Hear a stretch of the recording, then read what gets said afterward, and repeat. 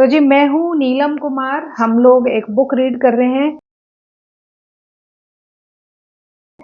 The mind gut connection. ये book हम इसलिए रीड कर रहे हैं ताकि हम जान सकें कि हमारी बॉडी को हम और ज़्यादा कैसे हेल्दी रख सकते हैं। इस बुक में 3 पार्ट्स में चैप्टर्स हैं। फर्स्ट पार्ट में 4 चैप्टर हैं, सेकंड में 3 और थर्ड में भी 3। तो फर्स्ट पार्ट का फर्स्ट चैप्टर हम कल कवर कर चुके हैं।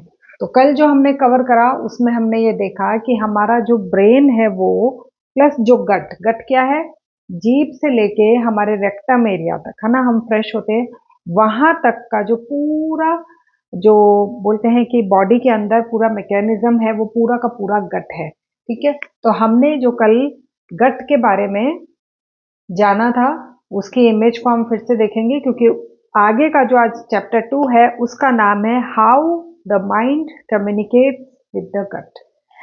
हमने कल ये जाना था कि ब्रेन और गट बात करते हैं। ठीक है, बहुत समय पहले, कई सालों पहले ऐसा नहीं माना जाता था, ऐसे ऐसे सोचा जाता था कि ब्रेन का गट से कोई कनेक्शन नहीं है, लेकिन गट भी ब्रेन से बात करता है। ये हमें कल के चैप्टर से पता चला, फर्स्ट चैप्टर से। तो आज चैप्टर 2 जो है उसमें ये बता रहा है कि कैसे बात करता है। कल तो ये बोला बात करता है, तो अब हमें ये जानना है कि कैसे बात करता है। यहाँ पे तो बहुत सारे बैक्टीरिया हैं बॉडी में, वायरसेस हैं, फंगस है, तो वो सारी कैसे बात करती है उसके बारे में आज हम जानेंगे। ठीक है, तो सबसे पहले तो हम एक बहुत शानदार सा इसमें एग्जाम्पल लिया है। वो ये कि सपोज अभी मैं यहाँ बैठी हूँ, ठीक है, इसने जो एग्जाम्पल लिया है वो थोड़ा सा बड़ा है, तो मैं एक शॉर्ट एग्जाम्पल ले रही हूँ। और मेरा मुंह यूं है, गुस्से में। ठीक है, मेरा मुंह गुस्से में है, तो आप में से किसी को मुझे बोल के नहीं बताना पड़ेगा कि मुझे गुस्सा आ रहा है।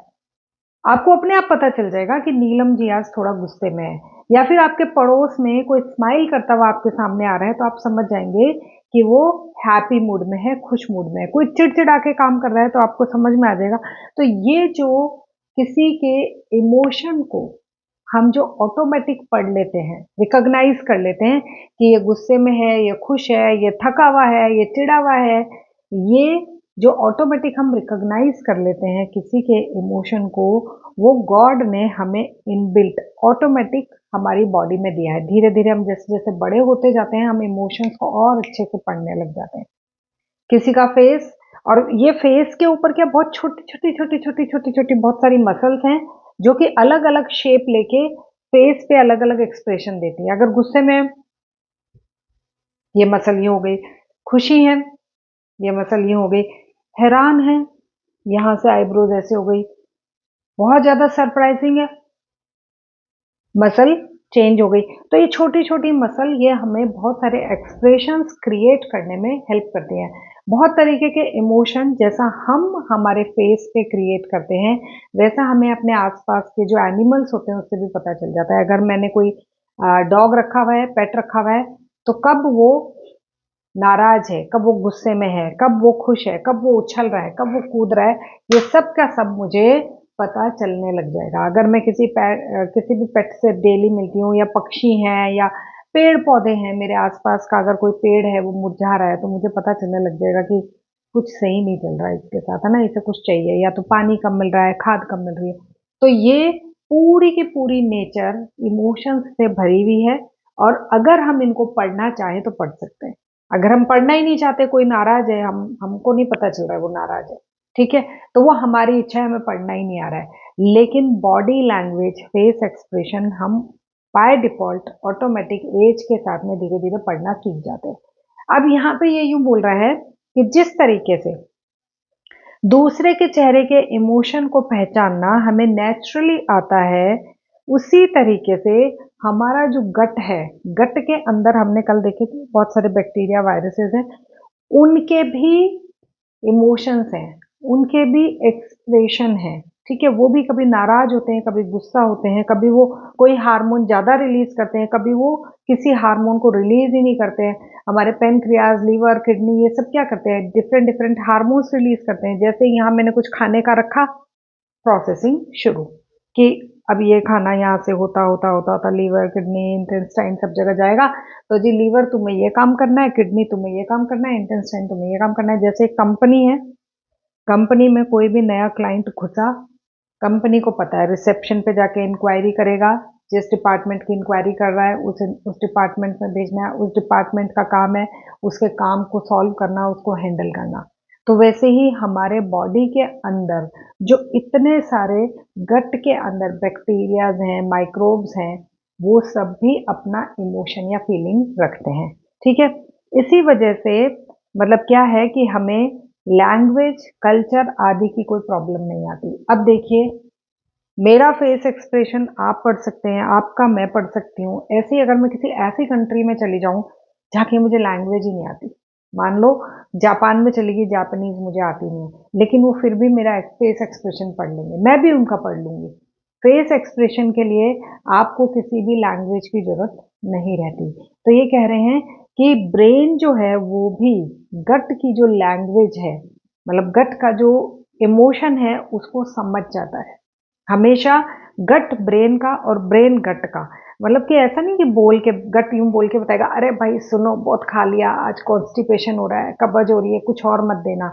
या फिर ब्रेन यूं बोलेगा देखो आज थोड़ा खाना ज्यादा आएगा, बर्थडे पार्टी में आए हुए हैं। नहीं, ये बिना एक दूसरे से मुंह से बोले, बिना बात करे एक दूसरे को समझ जाते हैं। जैसा कि अगर मैं किसी कंट्री में चली जाऊं तो मैं फेस एक्सप्रेशन को समझ जाऊंगी। तो यहाँ पे ये बताया है कि जैसा हमारे में इमोशन, जैसा हम इमोशन देखते हैं वैसा ही हम रिएक्ट करते हैं। ठीक है, अब अगर कोई मेरे सामने बैठा है और वो खुश है, बहुत हैप्पी मूड में है, तो मैं भी अरे वाह ये तो बहुत खुश मूड में है, मैं भी खुश मूड में। अगर अगला गुस्से में है तो मैं सोचूंगी यहाँ से निकल लो, या इससे ज्यादा बात मत करो क्योंकि ये गुस्से में है। तो हम क्या करते हैं, दूसरे का जो इमोशन है उसी हिसाब से हम रिएक्ट करते हैं। ठीक है, यहां तक समझ में आ रहा है? आया समझ में? Yes, thank you Devyani ma'am, Jyoti ma'am, Kusuma. तो यहां तक हमारे को समझ में आया कि सामने वाले के, okay okay, thank you Ratna ma'am, emotion के अकॉर्डिंग हम रिएक्ट करते हैं। अब ऐसा ब्रेन और गट में भी हो सकता है। ब्रेन के इमोशन के अकॉर्डिंग गट रिएक्ट कर सकता है, गट के इमोशन के अकॉर्डिंग ब्रेन रिएक्ट कर सकता है। गट अगर किसी दिन अपसेट है ना, बहुत हैवी हो गया, हमने कुछ ऐसा खा लिया कि हमारा पेट खराब है, तो गट का जो इमोशन है वो क्या है, डल है। वो ऐसा है कि अरे भाई और नहीं आना चाहिए, तो वो क्योंकि डल है और नहीं आना चाहिए, ब्रेन उसी के हिसाब से रिएक्ट करेगा और हमें सिग्नल देगा कि देखो आज भूखे रहो, कुछ मत खाओ, सुबह बहुत ज्यादा खा लिया। ठीक है, तो इमोशन के अकॉर्डिंग रिएक्शन जैसे हम करते हैं वैसे ब्रेन और गट भी करते हैं, एक दूसरे के अकॉर्डिंग रिएक्शन करते हैं। तो यहाँ पे इसने बोला है कि बहुत बार ऐसा होता है कि हमारे अंदर फियर का इमोशन होगा, एंगर का इमोशन होगा, सैडनेस का इमोशन होगा। ठीक है, मुझे बहुत डर लग रहा है तो मुझे भूख नहीं लगेगी, और कई लोगों को बहुत डर लगता है तो ज्यादा भूख लगती है, ओवर ईटिंग कर लेते हैं। आपने कई बार सुना है कि आज तो मैं बहुत नाराज थी ना, तो गुस्से गुस्से में ज्यादा खा लिया। और कई बोलते हैं मैं नाराज थी ना, मन ही नहीं करा खाना खाने का। तो ये इमोशन भी हमारे फूड हैबिट जो है उसको चेंज कर देते हैं, मतलब जो जो हमारा रूटीन है उससे हमें थोड़ा सा ऑफ ट्रैक ले जाते हैं। किसी दिन मैं बहुत खुश हूँ शादी में, आज तो शादी में बड़ा मजा आ रहा है, बहुत अच्छा लग रहा है, इतना सब कुछ खाने को है, लोग इतने अच्छे हैं, मेरे फ्रेंड्स ने मेरी ड्रेस की तारीफ कर दी, मेरे रिलेटिव्स इतने अच्छे हैं। तो आप क्या करोगे, ओवर ईटिंग कर लोगे। क्यों? क्योंकि वो हैप्पी हार्मोन जो है वो आपको हैंडल कर रहा है, वो वो वाले हार्मोन्स रिलीज कर रहा है कि आप ओवर ईटिंग कर सकते हो। और ऐसा भी हो सकता है कि अरे सबने मेरी फिटनेस की तारीफ करी है, ओवर ईटिंग नहीं करूंगी, यहाँ पे मैं मीठा नहीं खाऊंगी। तो वो पर्सन टू पर्सन डिपेंड करता है कि उसकी क्या नॉलेज है। अगर किसी ने ये सोचा एक दिन खाने से क्या हो जाएगा, तो वो वैसे ही करेगा। किसी ने सोचेगा नहीं मैं एक भी दिन नहीं खाऊंगी, तो वो उस दिन नहीं खाएगी। तो यहाँ पे इस बुक में जो इन्होंने बोला है वो ये कि ऐसे ही हमारे गट के इमोशन होते हैं और उसके रिएक्शंस भी होते हैं। हमारे इमोशंस, ब्रेन और गट तीनों एक दूसरे से कनेक्टेड रहते हैं। मेरा जैसा इमोशन वैसा गट का रिएक्शन, वैसा ब्रेन का रिएक्शन, यानी कि ब्रेन, गट और इमोशन। जैसा कल मैंने एग्जांपल लिया था, मेरी कॉलोनी में मैं भी एक एक मतलब पर्सन हूँ जो एक घर में रहती हूँ, ज्योति मैम भी रहते हैं और कॉलोनी का हेड भी है। ठीक है, मेरा इमोशन ज्योति मैम का इमोशन, कॉलोनी के हेड का इमोशन, या फिर हम तीनों का रिएक्शन एक दूसरे से रिलेट कर सकता है। ठीक है, अब यहाँ पे इन्होंने एक एग्जाम्पल लिया है कि एक लड़का है बिल, 25 साल का उसका नाम है, क्योंकि ये राइटर जो है वो अमेरिका के हैं और इन्होंने सारे एग्जाम्पल भी वहाँ के लिए हैं। ये भी बताया कि अमेरिका में मोटापा बढ़ रहा है, अमेरिका में डायबिटीज बढ़ रही है। तो हम तो क्योंकि इंडिया को रिलेट करके पढ़ रहे हैं तो मैं उनके एग्जाम्पल्स को स्किप कर रही हूँ। तो इन्होंने जो एग्जाम्पल एक जो लिया है वो ये है कि बिल एक 25 साल का लड़का है और उसको क्या होता है, उसको एक ऐसी प्रॉब्लम है कि जब उसे उल्टी होने लगती है, वॉमिटिंग होने लगती है, तो वो लगातार लगातार करता जाता है। अभी वॉमिटिंग स्टार्ट हुई, फिर हो गई, फिर हो गई, फिर हो गई, वो बार बार बार बार होती जाती है और ये प्रॉब्लम इतनी सीवियर हो गई कि उसे अपना कॉलेज की पढ़ाई छोड़नी पड़ी और सारे हॉस्पिटल्स में चक्कर लगाता रहता था वो। कभी उसका ये चेकअप हो रहा है, कभी वो चेकअप हो रहा है, कभी वो चेकअप हो रहा है, लेकिन उसकी प्रॉब्लम ठीक ही नहीं हो रही थी। क्यों? क्योंकि उसके सारे चेकअप में सब कुछ नॉर्मल आता था, हीमोग्लोबिन ओके है, पेट में लीवर किडनी सब अच्छे से काम कर रहे हैं, इंटेस्टाइन सही है, सब कुछ सही आता था, लेकिन फिर भी उसको वॉमिटिंग होती थी। तो समझ में ही नहीं आ रहा था डॉक्टर को, डॉक्टर डायग्नोज ही नहीं कर पा रहे थे कि उसे दिक्कत क्या है। अब उसकी जो मदर हैं वो 52 ईयर की हैं। उन्होंने, जैसे हम लोग करते हैं ना, थोड़ा गूगल पे देख लें क्या है, इंटरनेट पे रिसर्च कर लें क्या है, तो उनकी जो मदर हैं वो रोज रिसर्च करती रही कि मेरे बेटे को दिक्कत क्या है, क्यों डॉक्टर फाइंड आउट नहीं कर पा रहे हैं। हर एक डॉक्टर, हर एक स्पेशलिस्ट के पास चली गई, किसी ने बोला गैस की दिक्कत है, तो जो आपके एसिडिटी के डॉक्टर होते हैं उनके पास चली गई, लेकिन किसी से कहीं इलाज नहीं मिला।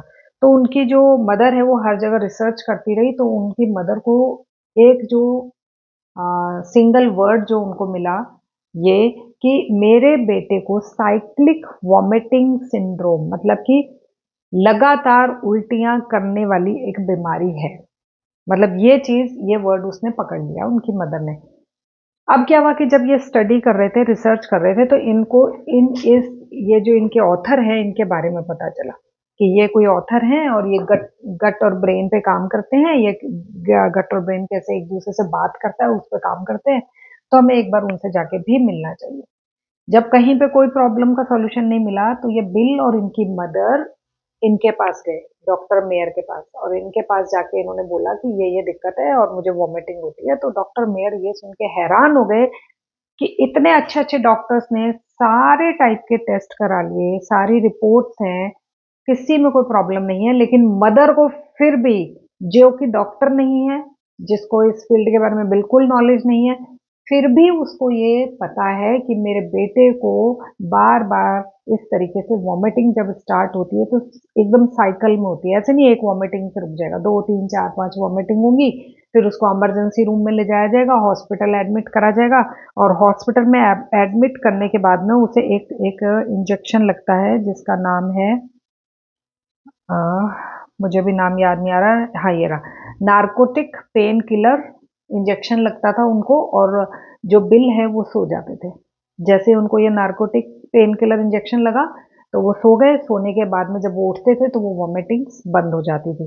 तो ये बोल रहे हैं कि जब वो मेरे पास आया, उसकी मदर और वो बिल जब मेरे पास आए, तो मैं हैरान हो गया कि इसकी मदर को ही बल्कि इतनी नॉलेज है, तो यानी कि हम सबको भी हमारा डॉक्टर खुद होना पड़ेगा। क्योंकि हम सिर्फ 15 मिनट आधा घंटा अगर जाके डॉक्टर से मिलते हैं और उससे बोलते हैं ऐसे हो रहा है, वैसे हो रहा है, वैसे हो रहा है, तो वो उसी हिसाब से मेडिसिन बताते हैं, उसी हिसाब से टेस्ट बताते हैं, लेकिन हम खुद के साथ पूरा दिन रहते हैं। हमें पता होना चाहिए कि हमें ये खाने से ये दिक्कत हो रही है, वो खाने से ऐसा हो रहा है, मुझे ये खाना चाहिए कि नहीं खाना चाहिए। पूरे समय खुद को ऑब्जर्व करते रहना चाहिए। किसी दिन तबीयत ज़्यादा खराब हो तो सोचना आज क्यों घुटने में ज़्यादा दर्द हो रहा है, आज मैंने क्या ऐसा करा, क्या ऐसा खाया, क्या मैंने वॉक करी, क्या सीढ़ियाँ चढ़ी, क्यों ऐसा हुआ। जो भी चीज़ होती है आपके साथ वो हमें पता होनी चाहिए और फिर हमें उसको अवॉइड करना चाहिए। तो यहाँ पे जब इन्होंने, जो मेयर हैं, इन्होंने जब इनसे पूछा कि जैसे ही तुम्हें वॉमिटिंग स्टार्ट होती है तो उससे 15-20 मिनट पहले, 1 घंटा पहले कोई सिम्टम्स रहते हैं, मतलब उन्होंने डायग्नोज करने की कोशिश करी, तो बिल ने बोला कि हाँ मुझे ये सिम्टम होते हैं। 15 मिनट तक मुझे भयंकर एंजाइटी हो जाती है, ठीक है, बहुत ज्यादा पसीना आने लग जाता है, हाथ ठंडे हो जाते हैं, हार्ट बीट बढ़ जाती है और खुद को ही सुनाई देने लगती है और उल्टियां आनी शुरू हो जाती है। तो ये क्या है, उस प्रॉब्लम के आने से पहले का सिग्नल है। ठीक है, तो उन्होंने कहा कि ठीक है, धीरे धीरे धीरे धीरे उन्होंने डायग्नोज करा। वो लास्ट में मैं बताऊंगी कि उन्होंने कैसे उसको ठीक करा। अब उन्होंने बोला कि फिर आपको कैसे ठीक करा जाता है, तो बोलते हैं कि मैं इमरजेंसी रूम में जाता हूँ, मेरे को डॉक्टर एडमिट कर लेते हैं और ये वाली टैबलेट देते हैं। टैबलेट दे देने के बाद मैं सुबह जब उठता हूँ तो ठीक होता हूँ। डॉक्टर्स ने बहुत सारे चेकअप कर लिए, टेस्ट कर लिए, सारी रिपोर्ट्स में जीरो, कुछ भी नहीं आता है। अब ये आगे बता रहे हैं, ये इसको यहीं छोड़ दिया इन्होंने, लास्ट में इन्होंने बताया कि इन्होंने कैसे ठीक करा। The little brain in your gut, हमारा जो गट है उसके अंदर जितने भी घूम रहे हैं बैक्टीरिया, वायरस, फंगस, इनके सबके अपने अपने ब्रेन है, छोटे छोटे छोटे छोटे ब्रेन है। जैसा मैंने कल आपको बोला था कि कईयों को पपीता खाने से पेट दुखता है, तो उसके जो अंदर गट के अंदर जो छोटे छोटे घूम रहे हैं कीड़े, उनके ब्रेन में ये बात सेटल है कि ये जो भी टाइप का फूड आता है ये इस बॉडी को डाइजेस्ट नहीं होता है और पेट दुखता है, तो अगली बार वो आपको खाने से मना कर देता है। किसको मना करता है? ब्रेन को। आप बहुत सारे फ्रूट्स पड़े होंगे ना, तो आपका ब्रेन इमीडिएट बोलेगा ये नहीं खाना है तुमको, ये तुम्हारा इससे पेट दुखता है। क्यों? क्योंकि गट ने ब्रेन को बताया कि पेट दुखा था पिछली बार, तो ब्रेन ने बोला ओके ओके ओके, नहीं नहीं खाएंगे नहीं खाएंगे, तो इसने ब्रेन ने इसको सिग्नल भेज दिया कि नहीं खाना नहीं खाना, आपके नहीं खाना। तो ये जो ब्रेन और गट का कनेक्शन, बातें जो है ना पूरे समय चलती रहती है, फटाफट फटाफट से पूरे समय चलती रहती है। तो ये कह रहे हैं कि जैसे ही हम खाना खाना शुरू करते हैं, gall bladder, pancreas, small intestine को उसके काम के लिए रेडी कर लेती है। मान लो मैंने कुछ खाना है, अभी एक मिठाई का पीस खाना है अगर मैंने, तो मेरा ब्रेन नीचे सिग्नल भेजेगा। जैसे होता ना, मान लो कि मैंने मेरे घर में कैमरा लगा रखा है या मेरी कंपनी में कैमरा लगा रखा है मेन गेट पे। जैसे ही मुझे गेट पे दिखा कि अरे कोई क्लाइंट आया, कोई आया, तो मैं अपने ऑफिस में सबको अरे रेडी हो जाओ, कोई आया है, फटाफट से उसको अटेंड करना है। वैसे ही जैसे ही आप यहाँ पे कुछ मिठाई का पीस डालते हैं, आपका ब्रेन बॉडी को इमीडिएट फटाफट से इंस्ट्रक्शंस भेजता है कि खाना आने वाला है, तुम रेडी हो जाओ। तो गाल ब्लेडर हो गया, पेनक्रियाज हो गई, ये हार्मोन्स रिलीज करना शुरू कर देते हैं। ठीक है, जो इंटेस्टाइन है वो रेडी हो जाती है कि फूड आने वाला है। तो ये सारा जो जब यहाँ से लेके जब तक हम टॉयलेट फ्रेश होके नहीं आते अगले दिन, तब तक ये सारा काम ये कंपनी, ये इसके एम्प्लॉयज काम करते रहते हैं। ठीक है, अब क्या है कि जो डाइजेस्टिव एंजाइम्स, जो हार्मोन्स, जो भी एंजाइम्स रिलीज होते हैं, ये फूड को डाइजेस्ट करने में हेल्प करते हैं। यहाँ पे आप लोगों ने इंटेस्टाइन के बारे में पता है, छोटी आंत बड़ी आंत देखी है सबने, पाइप के जैसी। अरे वाह वाह, क्या बात, क्या बात है। वही बहुत ही प्यारे स्टूडेंट है मेरे। तो यहाँ पे अब वाला जो टॉपिक है इसको थोड़ा इस इनमें से समझेंगे। यस, तो ये जो पेट से नीचे इंटेस्टाइन है, स्मॉल और बिग, दो इंटेस्टाइन होती है। ठीक है, तो पहले स्मॉल इंटेस्टाइन में खाना जाता है, वहां पे बहुत सारे हार्मोन्स रिलीज होते हैं। ये जो इंटेस्टाइन होती है पाइप के जैसी होती है और सिकुड़ती रहती है, फैलती है, सिकुड़ती है फैलती है, सिकुड़ती है फैलती है, ताकि ये खाने को आगे भी सरका सके, जो भी फूड है उसको आगे भी सरका सके। तो इसके दीवारों में बहुत सारे वही माइक्रोब्स, बहुत सारे जो कीटाणु जीवाणु बोलते हैं वो सब होते हैं, वो हेल्प करते हैं इस फूड को पचाने में। जो काम का होता है, जो न्यूट्रिएंट्स होते हैं, वो तो ये अपने पास रख लेती है, काम की चीजें, और पूरी बॉडी में हर जगह भेजती है। ठीक है, और जो वेस्टेज होता है उसको बड़ी आंत की तरफ, बिग इंटेस्टाइन की तरफ भेज देती है। ठीक है, यहां तक सबको समझ में आया? आया? हाथ खड़ा कीजिए सब लोग, जिसको समझ में आया। मैं कोशिश कर रही हूँ बहुत इजी लैंग्वेज में हम समझे। आ गया ना? Great great great. अब अब क्या होता है, बहुत मजेदार से, मैंने खुद पढ़ा ना, तो मैंने कहा वाह, ऐसा भी होता है। हम में से बहुत सारे लोग होटलों में जाके रहे हैं, है ना? जिस दिन हम होटल चेकआउट कर देते हैं, हम वहां से चले जाते हैं, तो वहां पे एक हाउस कीपिंग स्टाफ होता है, वो उस कमरे में जाता है, हमने जितना भी गंदगी फैलाई है, चद्दर वद्दर बिखेरी है, मैली छोड़ी, उसको साफ करता है ना? आपके जाने के बाद में, आपके रहते हुए नहीं करेगा वो, आपके रहते हुए क्लीन कर जाएगा, लेकिन जब आप चले जाओगे तो उस रूम को कंप्लीटली रेडी कर देगा नेक्स्ट गेस्ट के लिए।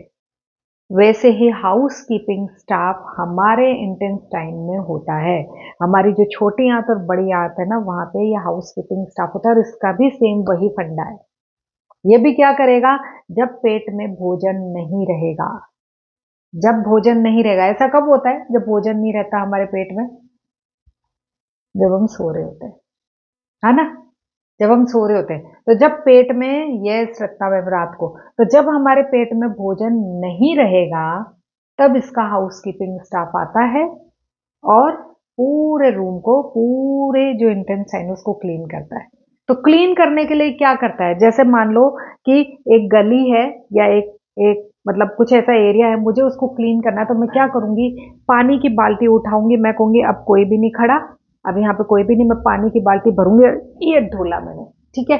जैसे ही मैंने डोला, पूरी गली, पूरी नाली या पूरा जो एरिया साफ। तो ये हाउस कीपिंग स्टाफ क्या करेगा, हमारी बॉडी क्या करेगी, एक प्रेशर वेव, एक प्रेशर वेव छोड़ती है हमारे इंटेस्टाइन में। वो क्यों छोड़ती है, कोई ऐसा फूड जो मे बी इंटेस्टाइन से नहीं पचा हो, उसने मिक्सी ने तो कोशिश करी पचाने की, टुकड़े करने की, है ना, जो अच्छा है वो रखने की और जो वेस्टेज है उसको निकालने की, लेकिन फिर भी कुछ कुछ रह गया। क्या रह जाता है, हार्ड चीजें जो होती है, मूंगफली हो गई, ड्राई फ्रूट अगर बिना भिगोए खाए हैं, ब्राजील नट खाए हैं, तो वो अगर नहीं पचे हैं तो वो ये जो पानी ढोलते हैं ना, प्रेशर से वेव ढोलते हैं, उससे वो साफ हो जाता है। लेकिन वो एक ही शर्त पे आएगा, जब आप कमरा खाली कर दोगे तभी आएगा वो तभी आएगा जब पेट में कोई फूड नहीं होगा। कौन सा, जो डाइजेस्टिव सिस्टम काम नहीं कर रहा होगा, डाइजेस्टिव मशीनें काम नहीं कर रही होंगी। अभी हाउस कीपिंग स्टाफ अगर आपके कमरे में आ जाए, एक जना नहाने घुस रहा है, एक जना नाश्ता कर रहा है, एक जना अटैची खोल के खड़ा है, तो आपको लगेगा ये क्या, ये इस वक्त कैसे आ गए, इस वक्त क्यों आ गए हमें डिस्टर्ब करने। वैसे ही ये भी उसी वक्त आते हैं। तो अब मैं यहाँ पे जो थोड़ा सा मैंने लिखा है, अगर मैं कुछ भूल भी गई हूँ तो उसको मैं पढ़ने जा रही हूँ। जब हमारे पेट में खाना छोटे छोटे टुकड़ों में स्मॉल इंटेस्टाइन से जा रहा होता है, तब उसमें से न्यूट्रिएंट्स निकालकर पूरी बॉडी में भेज दिए जाते हैं। ठीक है, कि चलो आंखों की तरफ चलो, सिर की तरफ चलो, हाथों की तरफ चलो, ये न्यूट्रिएंट्स हमारी पूरी बॉडी में चाहिए। गट्स हाउस कीपर 90 मिनट में, हर 90 मिनट में, हर 90 मिनट में प्रेशर वेव आती है, जो कॉम्प्लेक्स फूड जैसे कि ड्राई फ्रूट, मूंगफली, ब्राजील नट को आगे कॉलन की तरफ धकेल देती है। मतलब आगे जो एंड है ना, रेक्टम एरिया जो है, उसकी तरफ धकेल देती है कि यहीं से गेट है, यहीं से बाहर जाना है तुम्हें। ठीक है। हाउस कीपिंग स्टाफ जो है, कब, no food left to digest in your GI tract. GI tract मतलब कि यहां से लेके नीचे तक ये पूरा का पूरा जो सिस्टम है, इसमें जब कोई फूड नहीं रहता है तभी ये आते हैं। जो जीआई, जी आई है ना, G for girl, I for intestine, इसको अगर डॉक्टर्स की लैंग्वेज में बोलें तो गैस्ट्रो इंटेस्टिनियल ट्रैक्ट, यानी कि हिंदी में बोले तो जठरांत्र पथ। थोड़ी बहुत मेरी मिस्टेक हो सकती है हिंदी और इंग्लिश बोलने में। नाउ लास्ट, बस हम 3-4 मिनट में खत्म करने वाले हैं। ये बोल रहे हैं कि ये तो हमें समझ में आ गया कि पूरा काम कैसे हो रहा है, खाना टुकड़ों में जा रहा है, फिर हमारे एंजाइम्स निकल रहे हैं, पचा रहे हैं, फिर जो प्रेशर वेव आ रही है वो फाइनली लास्ट क्लीनिंग कर रही है, ये सब समझ में आ गया। लेकिन ब्रेन और गट काम कैसे कर रहे हैं, ठीक है। इसने बोला है कि जैसे ही कोई इमरजेंसी लगती है, इमरजेंसी लगी थी कोविड के टाइम में, याद है सबको, इमरजेंसी लगी थी तो क्या रूल था कि कोई घर से बाहर नहीं निकलेगा। ये बोल रहे हैं ऐसे हमारी बॉडी में इमरजेंसी लगती है। इमरजेंसी मतलब ये कि आपके डेली के जो टास्क रहते हैं, मैं इतने बजे खाऊंगी, मैं इतने बजे सोऊंगी, मैं इतने बजे नहाऊंगी, मैं इतने बजे ये करूंगी, ये जो भी आपके रूटीन वर्क होते हैं, जब आपके सीनियर से, ऑफिशियल से या गवर्नमेंट से कोई इंस्ट्रक्शंस आते हैं कि कोविड में बाहर नहीं निकलना है, या फिर आपको बुखार होने पे माइंड से इंस्ट्रक्शंस आते हैं कुछ नहीं करना है, खाना पीना छोड़ दो, बाहर घूमना छोड़ दो, सिर्फ लेटना है, सिर्फ सोना है, सिर्फ रेस्ट करना है। तो जब इमरजेंसी होती है, जब कभी भी हमारे बॉडी पे इमरजेंसी लगती है या हमारे एरिया में गवर्नमेंट की तरफ से इमरजेंसी लगती है, तो कौन से इंस्ट्रक्शंस फॉलो करे जाते हैं? गवर्नमेंट के।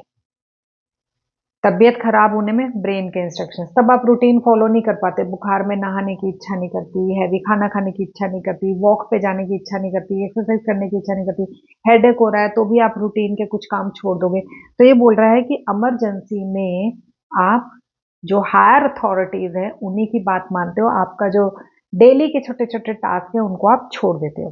तो इमरजेंसी में गवर्नमेंट इंस्ट्रक्शंस, जैसे कि कोविड में हुआ था, बुखार में हो सकता है, आपका डेली रूटीन ब्रेक हो जाता है। जब सब कुछ ठीक हो जाता है तो वो रूटीन वापस से आ जाता है। कोविड ठीक हो गया, हम फिर से सबसे मिलने लग गए, हम फिर से सबसे बात करने लग गए, तो वो सब कुछ जैसे ही इमरजेंसी हटती है ठीक हो जाता है, वैसे ही हमारी बॉडी में भी इमरजेंसी लगती है।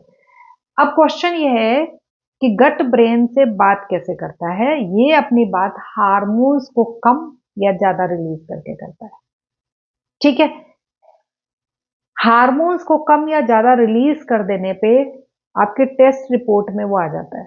डायबिटीज है तो आपका शुगर लेवल ज्यादा आएगा, हार्मोन ज्यादा रिलीज हो गया।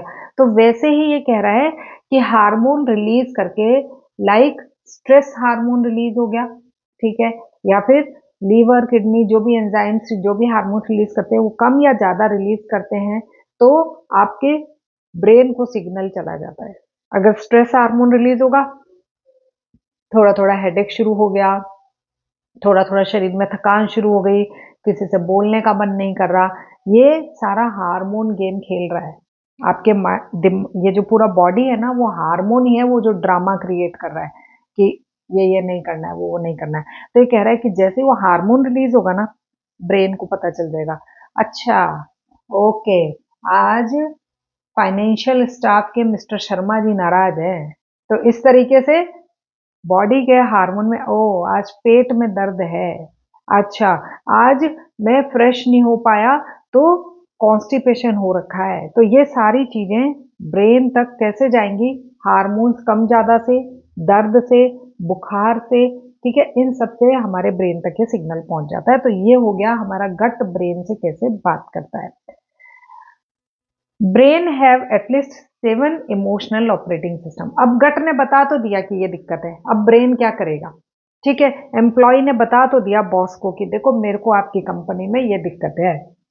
अब बॉस क्या करेगा? तो बॉस के पास 7 ऑपरेटिंग सिस्टम है, 7 ऑपरेटिंग सिस्टम जो कि आपकी बॉडी को हैंडल करेंगे। और वो 7 ऑपरेटिंग सिस्टम आप लोगों को याद आ जाएगा कि अरे हाँ मैडम मेरे साथ भी होता है। जब कभी आपको स्ट्रेस या एंजाइटी होएगी, आपको डायरिया, यूरिन ज्यादा आ रहा है, आपका एग्जाम है, फ्लाइट चढ़ना है, आपको ऐसे ऐसे लगेगा एक बार और फ्रेश हो, एक बार और टॉयलेट हो, है ना, इस तरीके से ये जो चीजें होती हैं, है ना, ये ब्रेन सिग्नल भेजता है बॉडी को कि डायरिया हो रहा है, ये कुछ हो रहा है। अब वो क्यों करता है ऐसा? ठीक है, दूसरा एग्जांपल है, जैसे फियर है, अगर आपको डर है तो आपकी हार्ट बीट बढ़ जाएगी। अब ब्रेन ऐसा क्यों करता है? जब उसको पता चल गया कि ये यहाँ पे गड़बड़ चल रही है बॉडी में, तो वो और गड़बड़ क्यों कर देता है? फियर है तो हार्ट बीट क्यों बढ़ा दी, बल्कि संभाले ना वो हार्ट को, हार्ट बीट क्यों बढ़ा दी? ये इसे इसलिए करता है कि हमारा जो शरीर है उसमें हर समय एनर्जी यूज हो रही है, ठीक है, हर चीज में एनर्जी यूज हो रही है। आपका फूड डाइजेस्ट करने में एनर्जी यूज हो रही है, हार्ट को बीट करने में एनर्जी यूज हो रही है। तो जहां कहीं भी इसको लगता है एनर्जी फालतू जा रही है ना, यूरिन बनाने में, पेट में जो भी डाइजेस्ट हुआ, है ना, वेस्टेज जो भी है, ठीक है, उसको होल्ड करने में, तो ये क्या करता है, कहता है उन सबको निकालो। डायरिया हो गया, जितना पच गया खाना उसको निकालो, और जो बच रहा है, जो खाना नहीं पचा है, डाइजेस्टिव सिस्टम को स्लो कर दो। यानी कि एक ऑफिस है जहां पे कोई प्रॉब्लम चल रही है, तो इस ऑफिस में जो 2 लोग प्रॉब्लम कर रहे हैं उनको तो सबसे पहले निकाल दो ऑफिस से, ठीक है। तो आपको यूरिन और टॉयलेट ये ज्यादा आएगा, ये निकाल दिया। क्यों? क्योंकि ये सबसे ज्यादा एनर्जी खा रहे हैं ना, जो 2 लोग डिस्टर्ब कर रहे हैं वही तो एनर्जी, उनको निकाल दिया और बाकी सबको कंट्रोल में ले लिया। यानी कि डाइजेस्टिव सिस्टम को बोल दिया थोड़ा स्लो चलना है। 2 जगह से एनर्जी बच गई। कहां से? जो कि होल्डिंग कर रखी थी आपने वेस्टेज की, घर अपनी बॉडी में जो एक बोल सकते हैं डस्टबिन जो रख रखा था आपने, एक तो वो तो खाली कर दिया, दूसरा, फूड पचाने का काम आपने धीरे करवा दिया कि थोड़ा स्लो करो। अब यहाँ से आपका ध्यान हट गया कि चलो अब ये काम हो गया। अब पूरी एनर्जी लग गई टास्क पे। कंपटीशन है, फ्लाइट चढ़ना है, डर को भगाना है, सारी ऊर्जा मसल्स में डाल दी ताकि आप उस सिचुएशन से लड़ सकें, आप फाइट कर सकें। ठीक है, ये इमीडिएट होता है, आपका ब्रेन इमीडिएट ये सारे डिसीजंस खुद लेता है, आपसे नहीं पूछेगा, ये इमीडिएट खुद लेगा। और जहां एनर्जी वेस्ट हो रही है उन उन डिपार्टमेंट्स को बोलेगा कि थोड़े हल्के हो जाओ, मेरे को सारा ध्यान इधर लगाना है, अभी इधर को मुझे एनर्जी देनी है। तो वहां पे आपको उस फाइट के लिए, उस चैलेंज के लिए, उस प्रॉब्लम के लिए वो रेडी कर देता है। तो यहाँ पे when the gut get stressed, जब भी आपका गट टेंशन में आ जाता है, स्ट्रेस में आता है, तो एक सीआरएफ हार्मोन रिलीज करता है। वो हार्मोन आपके ब्रेन तक जाता है। ठीक है, सीआरएफ हार्मोन जिसका नाम है क्रिटिकल स्ट्रेस मॉलिक्यूल, इसको हाइपोथैलेमस जो है वहां जाके रिकॉग्नाइज करा जाता है और आपका ब्रेन इंस्ट्रक्शंस भेजता है कि रिलैक्स, माइंडफुल हो जाओ। अगर आपने हैंडल कर लिया, जैसे कि अगर मान लो नीलम मैम को स्ट्रेस हुआ, नीलम मैम को पता है कि स्ट्रेस को कैसे हैंडल करना है, लंबी गहरी सांस लेनी है, छोड़नी है, तो स्ट्रेस हैंडल हो गया। सपोज नीलम मैम को पता ही नहीं है, डायरिया हो जाएगा, यूरिन ज्यादा आएगा, है ना, जो भी फियर है, सपोज मुझे फ्लाइट चढ़ने का फियर है, सपोज मुझे ट्रैवलिंग का फियर है, तो उस फियर से हार्ट बीट बढ़ जाएगी और मुझे लगेगा कैंसिल कर देती हूँ, जाती ही नहीं हूँ, रहने ही देती हूँ। और सपोज मैं गई भी तो मेरे आसपास वालों को भी पता नहीं फिर से यूरिन आ रहा है, फिर से। तो वो सारी चीजें जो है वो ब्रेन अपने तरीके से हैंडल करने की कोशिश करता है, जितना वो कर सकता है वो करता है। कई बार नहीं हो पाती हैंडल तो फिर हमको मेडिसिन खानी पड़ जाती है। तो ये कह रहा है कि स्ट्रेस को कंट्रोल करने के लिए, किसी भी चीज के स्ट्रेस को कंट्रोल करने के लिए हमें माइंडफुल रहना है। तो आज के इस चैप्टर में इसने क्या बताया कि ब्रेन और गट बात कैसे करते हैं। उसके बाद में बात कर ली, इसने इसको बॉस को बता दिया। अब बॉस उसका सॉल्यूशन कैसे निकालता है, सॉल्यूशन निकाल दिया, डायरिया हो गया, यूरिन ज्यादा आ रहा है, हार्ट बीट बढ़ रही है, ब्रीदिंग रेट बढ़ रही है, ठीक है, पेट में दर्द हो रहा है, कमर में दर्द हो रहा है। तो ये सारी चीजें ब्रेन ने सॉल्यूशंस निकाल दिए। ये सारे सॉल्यूशंस ना ये सारे ना आए, उसके लिए आपको माइंडफुल रहना है, स्ट्रेस को रिलीव करने के लिए रिलैक्स रहना है। तो अब रिलैक्स कैसे रहेंगे वो आगे के चैप्टर्स में बताएगा। ठीक है, तो आज का हमारा ये चैप्टर, वाह ग्रेट, हम टाइम पे खत्म कर रहे हैं और मैं जितना हो सकता है उतना इजी करने की कोशिश कर रही हूँ। तो आज का अच्छे से समझ में आया? Great, good, thank you so much, thank you Jyoti ma'am. अब थोड़े सॉल्यूशन मिलने लगेंगे जब हमें पता चलने लग जाएगा ना कि पेट कैसे बात करता है, दिमाग कैसे उसकी बात मानता है। और कभी कभी, मतलब इसमें यहां तक लिखा है कि हम छोटा सा हल्का सा पेट दर्द हुआ ना, तो हम ये तो सोचते नहीं कि अभी इमोशन गड़बड़ है, अभी पेट में दर्द हो रहा है, शायद मैं फ्रेश हो जाऊंगी, शायद मैं पेट को हल्का रखूंगी तो कल तक ठीक हो जाऊंगी। नहीं, हमारा माइंड क्या बोले, अरे यार पेट से रिलेटेड कोई भयंकर बीमारी तो नहीं है, टेस्ट कराया हूं। तो ये बोल रहे कि ये सारी चीजें नॉर्मल सिम्टम है।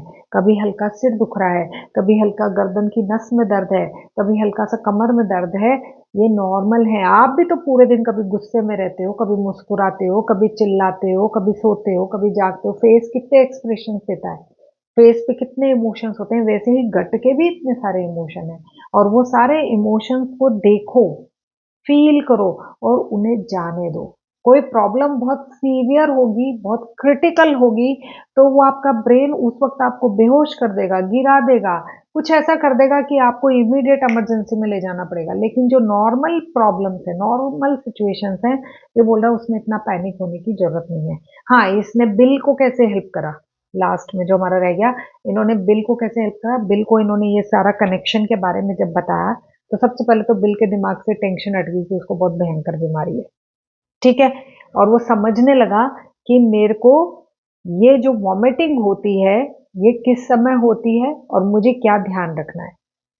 धीरे धीरे उसको वॉमिटिंग कम होने लगी और जब उसके दिमाग में ये बैठ गया कि मुझे कोई भयंकर मेजर प्रॉब्लम है ही नहीं, ये तो बस मेरा पेट ही अपने इमोशन रिलीज करता है, तो जब उसके दिमाग से वो फियर हट गया, वो डर हट गया कि मेरे मुझे कोई मेजर प्रॉब्लम नहीं है। तो धीरे धीरे पहले उसको हर वीक वॉमिटिंग होती थी, फिर 2-3 महीने में होने लगी, फिर 6 महीने में होने लगी, और धीरे धीरे वो जो वॉमिटिंग है वो उसका खत्म हो गया और वो रेगुलर कॉलेज भी जाने लगा। तो इन्होंने लास्ट में मुझे ये बताया कि जैसे ही मैंने इन्होंने उसको पूरी थ्योरी एक्सप्लेन करी कि अपने आप को जानो, अपने आप को समझो, खुद के डॉक्टर खुद बनो। तो इमीडिएट बिल और उसकी मदर ने बोला कि अब तो इजी है संभालना, ये सब तो हम कर सकते हैं, खाने पीने का ध्यान, सोने उठने का ध्यान तो हम रख सकते हैं। तो उन्होंने वही चीजें जब करनी शुरू करी तो वो और ज्यादा हेल्दी और फिट हो गया। ठीक है, तो ये बिल की प्रॉब्लम खत्म हो गई।